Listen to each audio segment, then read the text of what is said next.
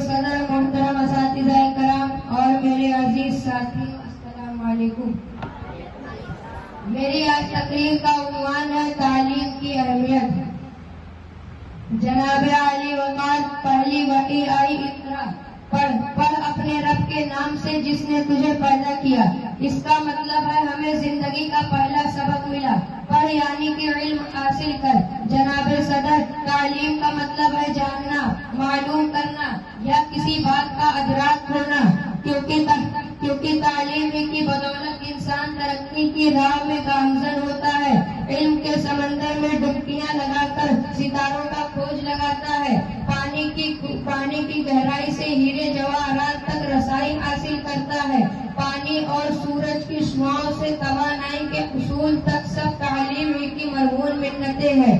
جناب علی، کیونکہ تعلیم ہی سکھاتی ہے جینے کا سلیقہ، تو میرے پیارے نبی حضرت محمد صلی اللہ تعالی علیہ وسلم نے فرمایا، ماں کی گود سے لے کر گود تک علم حاصل کرو۔ پھر ایک اور جگہ فرمایا، علم حاصل کرو اور تمہیں چین جانا پڑے۔ جناب والا، تعلیم کا حصول نہ صرف کامیابی کا ضامن ہے بلکہ کسی بھی انسان کی شخصیت کو پر اعتماد بنانے اور نکھارنے کی بھی اہمیت کا حامل ہے۔ تعلیم بنیادی طور پر کسی بھی قوم اور معاشرے کی قیمتی اثاثہ ہوتی ہے۔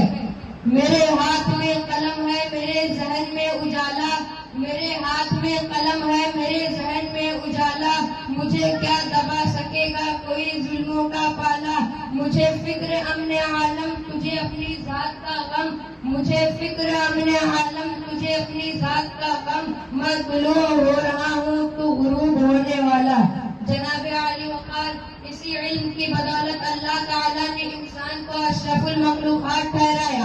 آسمانی صحیفوں سے لے کر قرآن پاک تک، غار حرا کے چراغ سے لے کر کوہ نور کی تجلی تک، پتھروں کی دنیا سے لے کر بلندوں والا عمارتوں تک، گھڑی کی سوئیوں سے لے کر ہوا میں اڑان تک، زمین و بحر سے لے کر قلعہ کے سفر تک، علم و دانش کی صدا پکار پکار کر کہہ رہی ہے کہ تعلیم بھی سکھاتی ہے جینے کا سلیقہ۔